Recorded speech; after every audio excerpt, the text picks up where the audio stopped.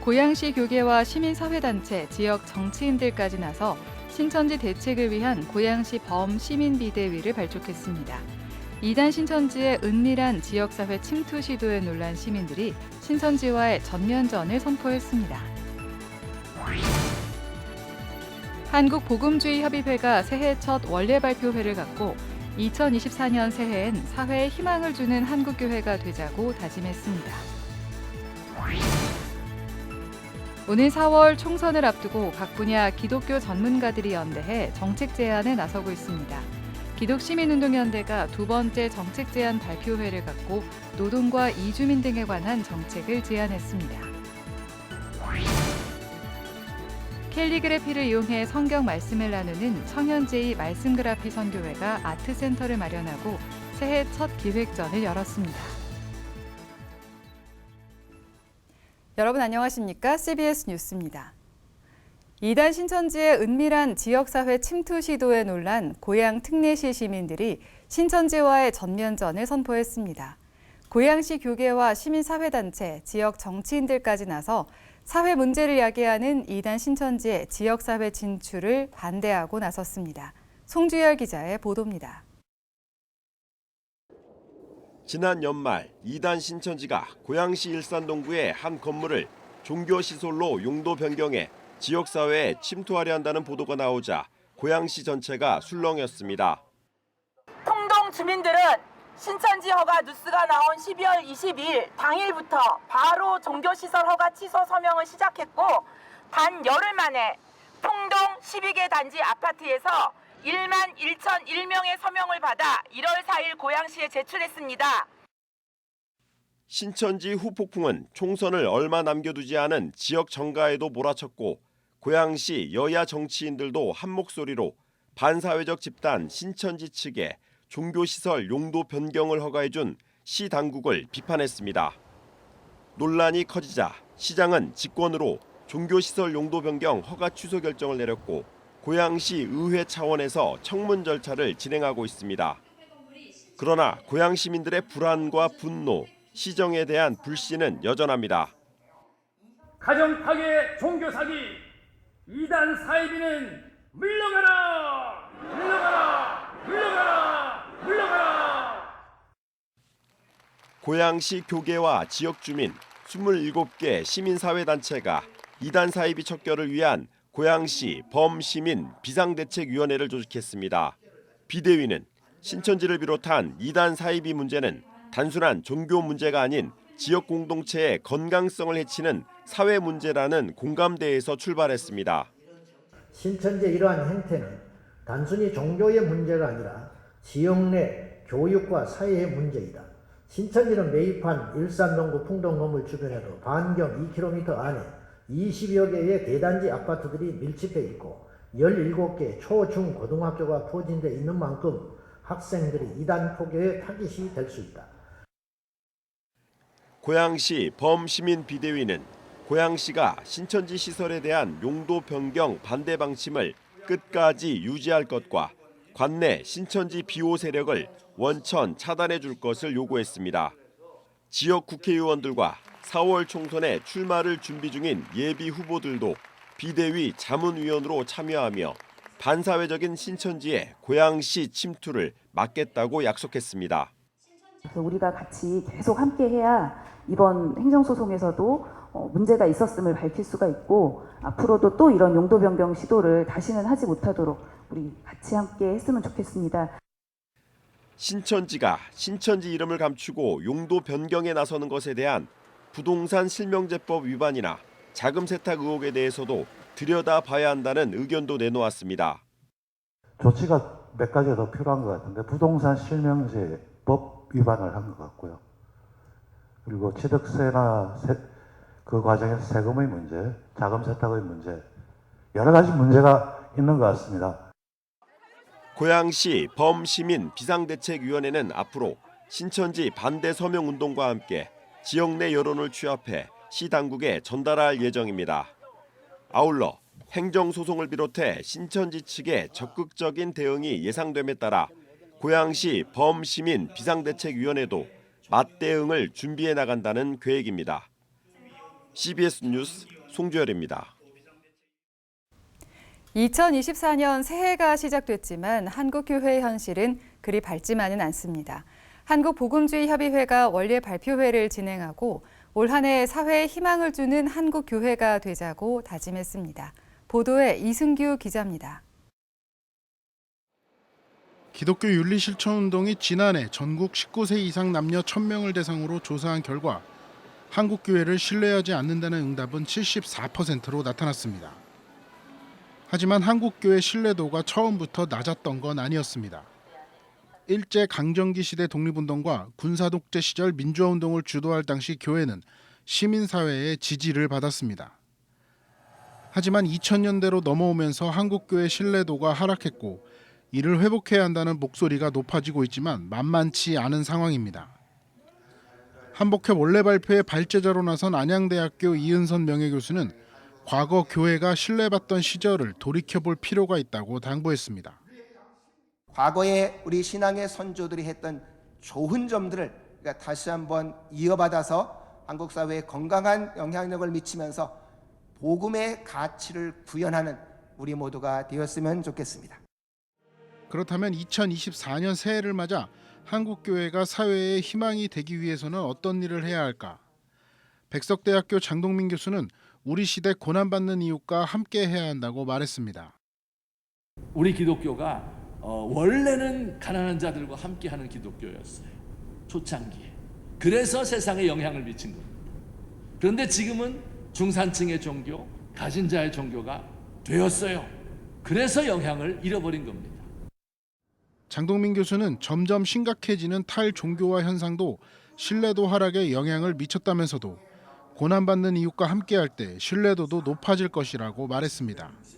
CBS 뉴스 이승규입니다. 오늘 4월 총선을 앞두고 각 분야 기독교 전문가들이 연대해 정책 제안에 나서고 있습니다. 기독시민운동연대가 지난주 복지와 교육 등의 정책을 제안한 데 이어 두 번째 정책 제안 발표회를 가졌습니다.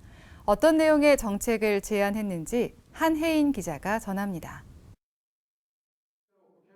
각 분야에서 활발하게 활동해온 크리스천 전문가들이 제22대 총선에서 주목해야 할 10개 분야를 선정하고 정책을 제안했습니다. 노동 분야에서는 변화된 노동 환경을 따라가지 못하는 근로기준법을 개정해야 한다는 의견이 나왔습니다. 플랫폼 노동자와 돌봄 노동자 등 근로기준법 사각지대에 있는 노동자들의 노동자성을 인정하는 법적 장치를 만들어야 한다는 겁니다. 청소년들이 건전한 노동관을 확립하고 안전한 근로조건에서 일할 수 있도록 교육과정에 노동교육을 포함시키는 방안도 제안했습니다. 노동 인권 교육은요, 선택이 아니라 어떤 필수가 되어야 되겠습니다. 앞으로 노동을 해야 될 세대의 어떤 노동 감수성이 보장되지 않고서는 노동자 생명 지키기는 어려울 것 같고요. 이주민 분야에서는 이주 노동자에 대한 임금 체불을 근절하기 위한 정책의 필요성이 강조됐습니다. 우선적으로 1인당 400만 원인 임금체불 보증보험 한도를 늘리고 정부의 대지급금제도 적용 대상자를 확대하는 방향으로 나아가야 한다고 말했습니다. 근로시간 기록을 의무화하고 또 진정 및 소송 중 체류 자격의 부여와 취업 활동을 보장하기를 제안드립니다. 생명 존중 분야에서는 지역사회 밀착형 자살 예방 전문기관을 확대하고 전문가 양성에 주력해야 한다는 의견이 제시됐습니다. 사회적으로 논의가 되고 지역에서 그거를 모니터링하고 대안을 해서 실질적으로 자살 예방을 할 수 있는 전문가들을 어떻게 정치권에서 양성하고 두 차례에 걸쳐 정책을 제안한 제22대 총선 정책 비전 제안을 위한 기독시민운동연대는 정책 경쟁에서 멀어진 채 이념과 정파에만 휩쓸려서는 안 된다며 후보자들이 위기에 대한 해법을 내놓았는지 냉정하게 비교하고 평가해 투표에 임하길 바란다고 말했습니다. 기독시민운동연대가 총 10개 분야에서 제안한 정책은 기독교 윤리실천운동 홈페이지에서도 확인할 수 있습니다. CBS 뉴스 한혜인입니다. 글씨가 작품이 되는 캘리그래피, 손글씨를 이용해 성경 말씀을 나누는 청현제의 말씀그래피 선교회가 새해 첫 기획전을 열었습니다. 성경에 담긴 하나님의 마음이 작가의 붓을 통해 다시 관객에게 전달되는 은혜의 자리가 되길 기대하고 있습니다. 천수연 기자입니다. 붓으로 써내려간 성경 구절들. 붓선의 굵기와 먹의 농도를 통해서 작가만의 감성을 글씨에 녹여낸 작품들입니다. 성경책을 통해서도 하나님의 말씀을 묵상하지만 캘리그래피, 손글씨로 마주하는 성경 말씀은 보는 이들에게 또 다른 감동을 전해줍니다. 하나님의 말씀은 살아있고 활력이 있다고 그러잖아요. 손으로 쓴 말씀 그래피는 어때요? 하나님의 감성적인 마음을 그대로 글씨로 표현한 거기 때문에 살아있는 거죠. 그게 바로 하나님과 내 마음이 같이 일치되는 표현의 방법이다. 청현제의 말씀 그래피 선교회가 새해 기획전을 열었습니다. 새 사람을 입으라라는 주제 아래 32명의 작가가 기도와 묵상으로 뽑아낸 성경 구절 55점을 선보였습니다. 새해에는 정말 소망하는 것들이 하나님의 은혜 가운데 이루어졌으면 좋겠다. 그리고 또 오로지 말씀 안에서 소망을 이루어 나가는 우리 그리스도인들의 삶이 됐으면 좋겠다. 그래서 그 말씀들을 저희가 이제 작품으로 녹여낸 것이죠. 한편 청현제의는 이번에 새롭게 개관한 아트센터를 통해서 성경 말씀 캘리그래피 작품을 상설 전시할 예정입니다. 누구나 찾아와 하나님의 말씀 앞에서 쉼을 누리게 한다는 취지입니다. 특히 상설 전시관 한쪽에는 작품을 묵상하며 일상에서 지친 몸과 마음을 치유하는 힐링의 공간도 마련했습니다. 하나님과 1대1로 하나님과 이렇게 독백하는 시간을 아주 진중하게 아주 거룩한 그런 시간으로 만들어 보려고. 이 밖에도 기독교 작가들의 전시와 공연을 유치하는 등 많은 그리스도인들이 기독 문화 예술을 오롯이 누릴 수 있는 공간으로 아트센터를 운영해 나갈 계획입니다. CBS 뉴스 천수연입니다. 장로교단의 연합을 위해 출범한 한국장로교 총연합회가 오늘 한국교회 100주년 기념관에서 신년 할애회를 진행했습니다. 신년 할애회에는 대한예수교장로회 합동총회 등 26개 회원교단이 한자리에 모였습니다. 한장총은 교회는 여전히 세상의 희망이 되어야 한다며 희망찬 새해가 되길 바란다고 말했습니다. 한장총은 교회다움을 회복할 수 있도록 다음 세대 부흥 등을 위해 기도했습니다.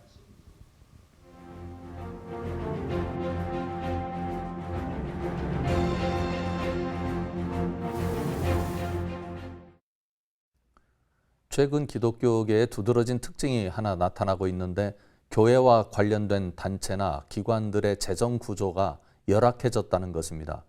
당연히 그럴 만합니다. 크게 두 가지 이유가 있을 것입니다. 후원하는 교회들의 재정이 어려운 점과 코로나 이후에 많은 단체와 기관들이 앞다투어 사업을 벌이는 점입니다. 이것은 기존의 단체와 기관의 문제이고 최근 들어 우려스러운 점이 하나 더 나타나고 있습니다. 코로나 이후 교단 기관들이나 단체를 제외한 외곽 모임들이 우후죽순 새롭게 조직되고 있다는 점입니다. 긍정적인 측면이 있습니다. 코로나 이후 어려워진 교계의 활력을 불어넣자는 설득력 있는 취지로 새로운 길을 여는 차원에서의 운동은 얼마든지 환영할 만합니다. 그러나 부정적인 측면 또한 간과할 수 없습니다. 기존의 질서와 제도를 통해서 충분히 가능한 일들을 기존 제도와 질서를 외면한 채 외연을 키우는 방식으로 설립되고 확장되는 기관과 단체와 모임들이 나타나고 있다는 점입니다. 교계의 단체와 기관이 설립되고 모임이 확대되면 비용이 발생합니다.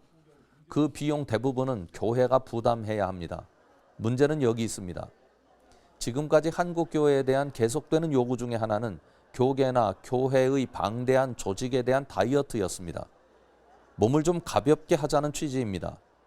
이것은 단순히 비용의 차원이 아니라 보다 본질적인 차원입니다. 급변하는 사회에서 교회 선교적 대응 능력을 확보한다는 차원에서 조직 다이어트는 매우 중요한 과제입니다. 그런 면에서 유명무실한 조직과 제도 그리고 모임에 대한 재고와 운영 비용의 효율성이 시급한 과제로 드러나고 있습니다. 조직과 제도의 다이어트가 필요한 시점에서 외연의 확대는 한국 교회에 결코 도움이 되지 않습니다. 조직과 제도의 확대가 교회의 영향력 증대라는 사고방식에서 벗어날 필요가 있습니다. 이제 교회와 교단 그리고 기관과 단체들에는 반드시 해야 할 일이 있습니다. 선택과 집중이라는 지혜가 필요합니다. 이것은 단순한 경영과 효율의 문제가 아니라 본질적인 과제입니다.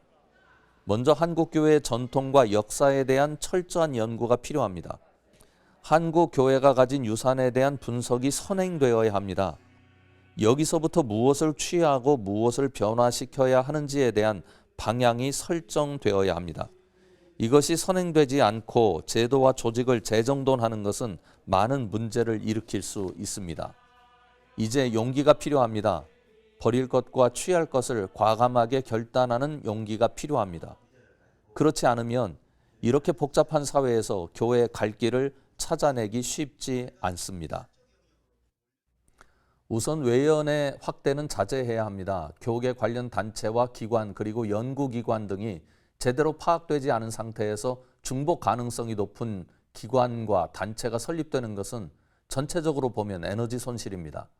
한국 교회에게 주어진 변화의 기회 시간이 그렇게 길게 남아있지 않습니다. CBS 논평이었습니다.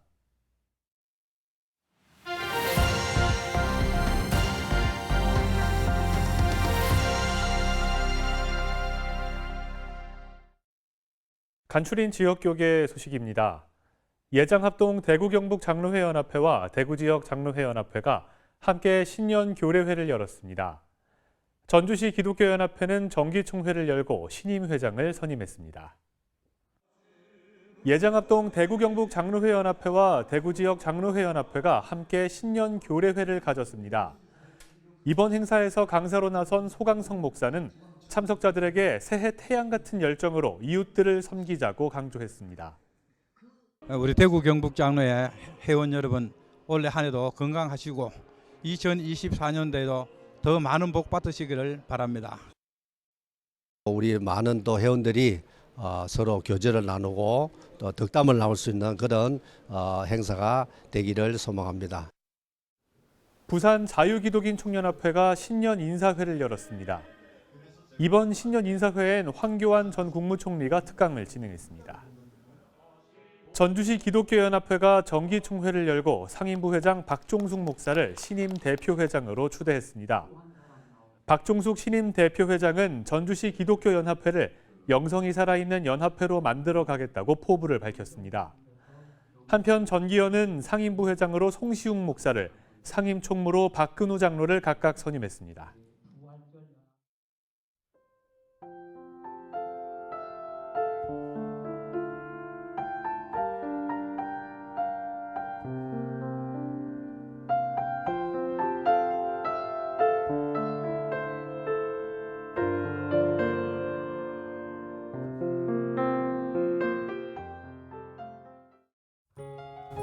날씨입니다. 내일은 전국이 대체로 맑은 가운데 낮 기온이 평년보다 높겠습니다. 내일 아침 최저 기온은 영하 9도에서 영상 1도, 낮 최고 기온은 3도에서 10도로 예상됩니다. 이상으로 뉴스를 마칩니다. 시청해주신 여러분 고맙습니다.